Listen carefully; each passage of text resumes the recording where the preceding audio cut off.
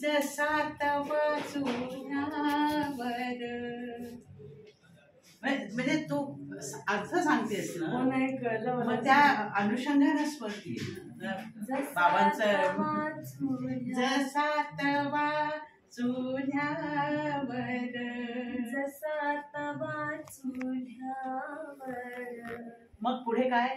आधी हाताला चटके, आधी हाताला चटके. तेव्हा मिळते भाकर, तेव्हा मिळते भाकर. तेव्हा मिळते भाकर.